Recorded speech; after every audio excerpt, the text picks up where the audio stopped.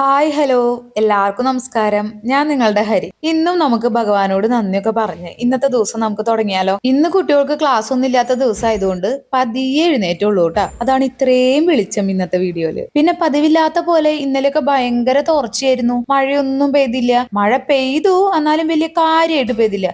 പറഞ്ഞ നാവ് എടുത്തില്ല, അപ്പോഴത്തേക്കും നമ്മുടെ മഴ തുടങ്ങിയിട്ടുണ്ട് കേട്ടാ. മഴക്കാലത്ത് നമ്മൾ ഒരുപാട് ബുദ്ധിമുട്ടേണ്ടി വരും എന്ന് വെച്ചാലും മഴ ഒരു ഭയങ്കര നല്ലൊരു ഫീല് തന്നെയാ അല്ലെ. നമുക്ക് തുണികളൊന്നും ഉണങ്ങി കിട്ടില്ല. ചവിട്ടി കയറി മൊത്തം എപ്പോഴും അടിക്കാനും തുടയ്ക്കാനും നേരെ ഉണ്ടാവുള്ളൂ. ചളി പിളിയാണ്. എന്നാലും എനിക്ക് മഴ ഭയങ്കര ഇഷ്ടാ. എനിക്കിതിങ്ങനെ കുക്ക് ചെയ്യുമ്പോ ആ ജനലിലൂടെ അവിടെ മഴ പെയ്യണതൊക്കെ കണ്ടു കഴിഞ്ഞാണ്ടല്ലോ എനിക്ക് ഭയങ്കര സന്തോഷാ. എന്തോരം നേരം വേണമെങ്കിലും ഞാൻ അടുക്കളയിൽ കുക്ക് ചെയ്തോണ്ടിരുന്നോളും. എനിക്ക് അതൊക്കെ ആസ്വദിക്കാൻ ഭയങ്കര ഇഷ്ടാ. ഇന്നലെ വൈകുന്നേരം ചിക്കനും ചപ്പാത്തിയായിരുന്നു. അപ്പൊ ചിക്കൻ കറി ബാലൻസ് ഇരിക്കണോണ്ട് തന്നെ ഇന്നൊരു ചെറിയൊരു ഉപ്പേരിയും കൂടി വെച്ചാൽ മതി എന്നുള്ള തീരുമാനത്തിലായി ഞാൻ. അപ്പൊ ഇന്ന് ക്യാരറ്റ് ഉപ്പേരി വെക്കാന്ന് വിചാരിച്ചു. അതാവുമ്പോ കുട്ടികളും കൂട്ടിക്കോളും. അപ്പൊ നമുക്ക് ക്യാരറ്റ് ഒക്കെ ഒന്ന് അരിഞ്ഞെടുക്കാം. ഞാൻ എല്ലാ ഉപ്പേരി കഷ്ണങ്ങളും വിരലും അരിയണ ആളാണ്. പക്ഷെ എല്ലാവരും പറഞ്ഞു കട്ടിംഗ് ബോർഡ് യൂസ് ചെയ്യൂ, കട്ടിംഗ് ബോർഡ് യൂസ് ചെയ്യുന്നു. ആ ഒരു അഭ്യർത്ഥന പ്രകാരം ഞാൻ കട്ടിംഗ് ബോർഡ് വാങ്ങിച്ചിട്ടുണ്ട് കേട്ടാ. പക്ഷെ വാങ്ങിച്ചു കൊണ്ടുവന്നപ്പോ എനിക്ക് തോന്നി ഇതിനൊക്കെ ഇത്തിരി കൂടി ചെറുതും അതുപോലെ തന്നെ ഇതിനൊക്കെ ഇത്തിരി കൂടി വലുതും വാങ്ങായിരുന്നു കേട്ടാ. എന്തായാലും ഇപ്പൊ ഒരെണ്ണം അത്യാവശ്യത്തിന് വാങ്ങിച്ചു. അപ്പൊ ഇന്ന് നമുക്ക് അതുമ്മ കട്ട് ചെയ്യാം കേട്ടോ. പക്ഷെ എനിക്ക് ഈ വിരലും അരിയണ അത്ര സ്പീഡ് കിട്ടണില്ല കേട്ടോ. കട്ടിംഗ്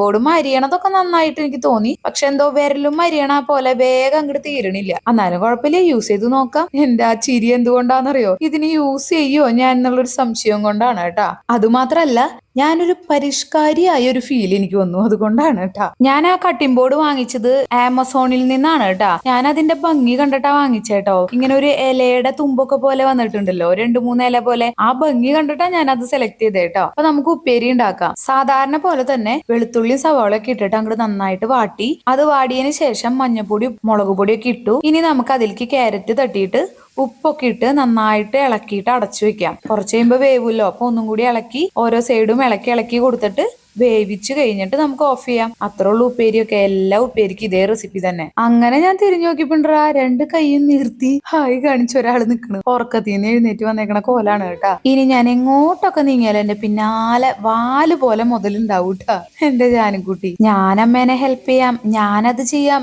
ഞാൻ ഇത് ചെയ്യാം എന്ന് പറഞ്ഞിട്ടാണ് ആള് വരണേ. പക്ഷെ ആൾക്ക് ഒന്നും എത്തൂല്ല, ഒന്നും ചെയ്യാൻ പറ്റില്ലല്ലോ. അപ്പൊ ഞാൻ പറയും കുറച്ചും കൂടി വലുതാവട്ടെ, ചേട്ടന്റെ അത്രയൊക്കെ ആവട്ടെ, അപ്പൊ ചെയ്യാന്ന്. അതിന്റെ ഇടയിൽ അവള് കണ്ടുപിടിച്ചേക്കണതാണ് അപ്പുറത്തെ ഫിഞ്ചസ് അതിന്റെ ഉള്ളിൽ കേറിണ്ട്. അമ്മേ ഇപ്പൊ മുട്ടയിടും, അത് അമ്മയാണ്, മറ്റേത് അച്ഛനാണ് എന്നൊക്കെ പറഞ്ഞു തരിക കേട്ടാ. അപ്പൊ ഞാൻ പറഞ്ഞു അതുപോലൊരു ജാനുകുട്ടിയുടെ പോലത്തെ ഒരു കുഞ്ഞുവാവിയും കൂടി അതിലുണ്ടാവൂല്ലേ ജാനു ഒക്കെ ഞാൻ പറയാണ് കേട്ടോ അവളോട്. കുറെ പേര് കിച്ചണിൽ യൂസ് ചെയ്യണ ഓർഗനൈസറുകള് അങ്ങനത്തെ വീഡിയോസ് ഇടാൻ പറഞ്ഞിരുന്നു. ഞാൻ അതൊക്കെ കൂടി ഒരു ദിവസം റീഫിൽ ചെയ്യണ സമയമാകുമ്പോ ഒക്കെ കൂടിയിട്ട് ഇടാം. ഈ ഒരു കണ്ടെയ്നർ, ഇതുപോലത്തെ ടൈപ്പ് കണ്ടെയ്നേഴ്സ് ഒക്കെ ഞങ്ങൾ വാങ്ങിച്ചത് ഹോം ഡെക്കർ എന്ന് പറഞ്ഞിട്ട് എറണാകുളത്തുള്ള ഒരു ഷോപ്പിൽ നിന്നാണ് കേട്ടാ.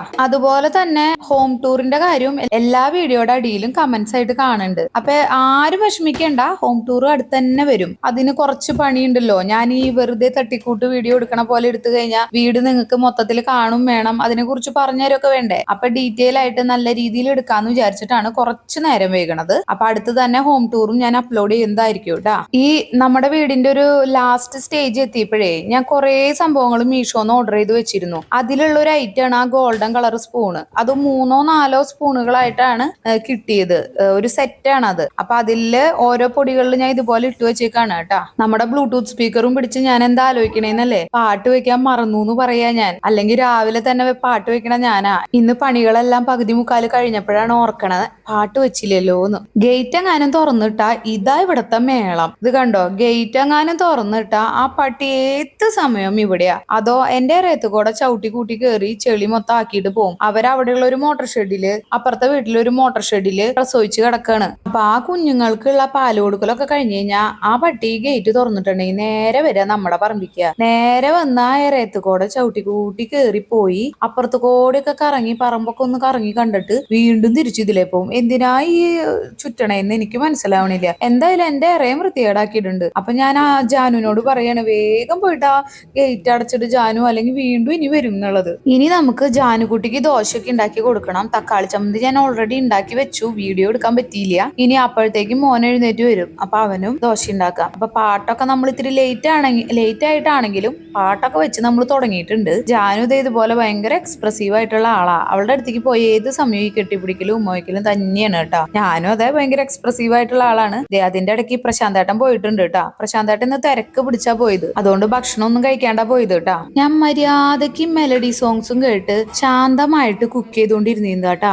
എന്നെ കൊണ്ട് അവള് അടിച്ചുപൊളി പാട്ട് വെപ്പിച്ചു കേട്ടാ. അമ്മേ ഇനി നല്ല അടിച്ചുപൊളി പാട്ട് വെക്ക്, എനിക്ക് അടിച്ചുപൊളി പാട്ട് കാണണം എന്നും പറഞ്ഞിട്ട് കേട്ടാ. ഞാനാണെങ്കിൽ മെലഡി പാട്ട് വെക്കുന്നത് എന്തുകൊണ്ടാന്നറിയോ? അടിച്ചുപൊളി പാട്ടൊക്കെ വെച്ച് കഴിഞ്ഞാൽ ഞാൻ തന്നെ അങ്ങോട്ട് തുള്ളി തുടങ്ങും. അതുകൊണ്ടാണ് ഞാൻ അടിച്ചുപൊളി പാട്ടുകളൊന്നും വെക്കാത്തത്. പിന്നെ രാമായണക്കാറ്റ് തൊട്ടങ്ങോട്ട് പിടിച്ച് കുറെ പാട്ടുകൾ അടിച്ചുപൊളി വെച്ച് തുള്ളി മതിച്ച് ഫുഡടിയും കഴിഞ്ഞാണ് കേട്ടോ ഞങ്ങള് കിച്ചണിൽ നിന്ന് ഇറങ്ങിയത്.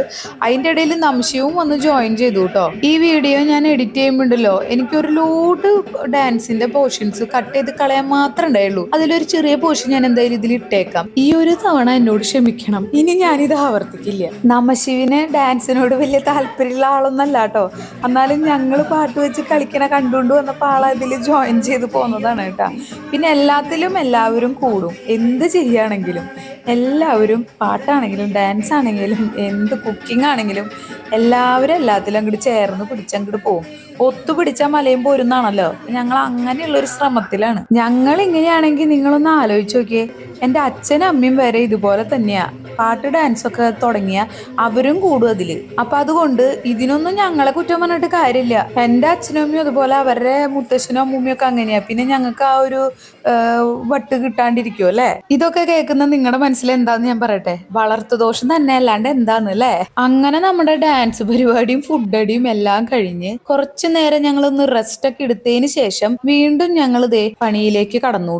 ഈ ഒരു സെറ്റപ്പും കാര്യങ്ങളും കണ്ടപ്പോ തന്നെ മനസ്സിലായിണ്ടാവുമല്ലോ എന്തിനുള്ള പുറപ്പാടാന്ന്. ഞാനും എന്റെ സഹായികളും കൂടിയിട്ട് ഇനി കുറച്ച് ബുക്കുകൾ പൊതിയാനുണ്ട്, അത് ചെയ്യാന്ന് വിചാരിച്ചു കേട്ടാ. പ്രശാന്തേട്ടന്റെ ഭാഷയിൽ പറയുകയാണെങ്കിൽ മേസൻ ഞാനും ഹെൽപ്പേഴ്സ് അവർ രണ്ടുപേരും കേട്ടാ. അതായത് മെയിൻ പരിപാടി ഞാൻ നടത്തും.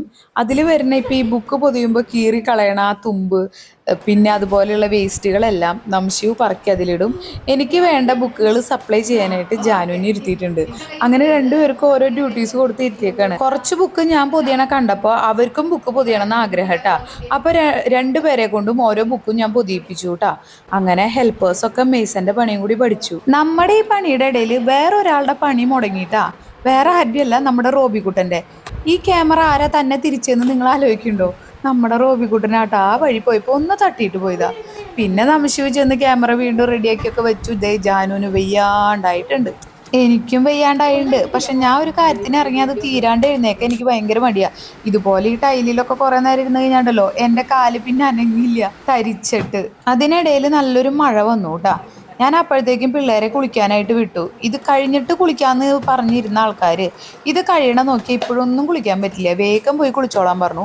അങ്ങനെ ജാനുവിന്റെ കുളി കഴിഞ്ഞ് എത്തിയിട്ടുണ്ട്. അപ്പോഴത്തേക്ക് എൻ്റെ ഏകദേശം ബുക്കുകൾ പൊതിയലൊക്കെ തീർന്നു. അപ്പൊ എല്ലാം നമുക്കിനി അടക്കി ഒതുക്കി ബാഗിലാക്കി വെക്കാം. ഇനി നമുക്ക് നമ്മൾ വർക്ക് ചെയ്ത ഏരിയ ഒന്ന് ക്ലീൻ ആക്കി ഇടാം. അപ്പൊ അതിനായിട്ട് ഞാൻ ബുക്കുകളും കാര്യങ്ങളും ഓരോന്നായിട്ട് ജാനുവിൻ്റെ കൊടുത്ത് ഇങ്ങനെ കൈമാറി വിടുകയാണ് കേട്ടാ. വേസ്റ്റിൽ കൊണ്ടിടാനും ബുക്കുകൾ റൂമിൽ കൊണ്ടുവയ്ക്കാനും ഒക്കെ കൊടുത്തു വിടാണ് കേട്ടാ. അത് കഴിഞ്ഞപ്പോഴേക്കും നല്ല വെള്ളം ദാഹമായിട്ടാ. ഞാൻ നല്ലോണം വെള്ളം കുടിക്കുകയാണ്. ഇനി നമുക്ക് അവിടേക്ക് ഒന്ന് അടിച്ച് കോരി എടുക്കാം. അപ്പോഴാണ് ഞാൻ ആലോചിച്ചേ, അവിടുത്തെ ആ ചെടികൾക്ക് മഴ പെയ്താലും വെള്ളം കിട്ടില്ല, മുകളിൽ ഗ്ലാസ് ഇട്ടേക്കാണ്. അപ്പൊ അതിനൊന്നും നനയ്ക്കാന്ന് വിചാരിച്ചിട്ട് ജാനുവിനോട് ആ കുപ്പിയിൽ വെള്ളം നിറച്ച് കൊണ്ടുവരാൻ പറഞ്ഞു കേട്ടാ. അപ്പൊ അടിക്കലും നടക്കും നനയ്ക്കലും നടക്കുമല്ലോ. അങ്ങനെ നമ്മുടെ ഇന്നത്തെ ഏകദേശം പരിപാടികളൊക്കെ തീർന്നിട്ടുണ്ട്. ഇനി നമുക്കൊരു മൂവി ടൈമാണ്. എല്ലാ വീക്കെൻഡിലും ഞങ്ങൾ ഏതെങ്കിലും ഒരു ഇടത്തരം മൂവി എടുത്ത്, കുട്ടികൾ കാണാത്ത നല്ല മൂവീസ് ഉണ്ടാവുമല്ലോ നമ്മുടെ സമയത്തുള്ളത്, അങ്ങനത്തെ മൂവീസൊക്കെ എടുത്ത് കാണും. ഇത്തവണ ഞങ്ങൾ എടുത്തേക്കണത് ഗജിനി കാണാനാണ് കേട്ടോ. യൂട്യൂബിൽ അടിച്ചിട്ടാണെങ്കിൽ ഗജിനിയുടെ ഫുള്ള് തമിഴല്ല വരുന്നത്, ഹിന്ദി ഡബ് ചെയ്തത്, വേറെ ഭാഷകളാണ് വരുന്നത്. പിന്നെ ഞാൻ ആ സിനിമ ഫോണിൽ ഡൗൺലോഡ് ചെയ്തെടുത്ത് അത് പെൻഡ്രൈവിൽ കയറ്റി ടിവിയിൽ അറ്റാച്ച് ചെയ്ത് അങ്ങനെ ഞങ്ങള് കണ്ടു തുടങ്ങിയിട്ടാ. പിള്ളേർക്ക് ഭയങ്കര ഇഷ്ടമായിട്ട് ആ മൂവി. അവരതൊന്നും കണ്ടിട്ടില്ല. നമ്മുടെ കാലത്തൊക്കെ ആ പാട്ടും ആ സിനിമയൊക്കെ എന്തൊരു ഹിറ്റായിരുന്നു. അപ്പൊ അവരെ കാണിക്കണമെന്ന് എനിക്ക് തോന്നി. ഈ തമിഴ് എപ്പോഴും മൂവീസ് ഇവരെ കാണിക്കുമ്പോൾ ആകെ കൂടിയുള്ള ഒരു പ്രശ്നം എന്താന്ന് വെച്ചാൽ 100 ഡൗട്ടായിരിക്കും ഒന്നും മനസ്സിലാവാണ്ട്. അപ്പൊ ഇടയ്ക്കിടയ്ക്ക് പോസ് ചെയ്ത് വെച്ച് അതിന്റെ മലയാളത്തില് എന്താ ഉണ്ടായേ, എന്താ കാരണം, ഇതൊക്കെ പറഞ്ഞു കൊടുക്കാൻ നിൽക്കണം. അത് കഴിഞ്ഞ് വൈകുന്നേരം ആയപ്പോഴാണ് ഞാൻ ആലോചിക്കണേ, ഇന്നത്തെ പ്ലാനിങ്ങിൽ ഒരു കാര്യം കൂടി ഉണ്ടായിരുന്നു. ജാനുവിന്റെ മുടി ഒന്ന് ഇറക്കം കുറയ്ക്കണം എന്നുള്ളത്. അത് മറന്നുപോയി. അപ്പം ഞാൻ വേഗം കത്രികയൊക്കെ എടുത്ത് ചീർപ്പൊക്കെ എടുത്ത് ഈരി സെറ്റാക്കി ജാനുവിന്റെ മുടി വെട്ടാണ്.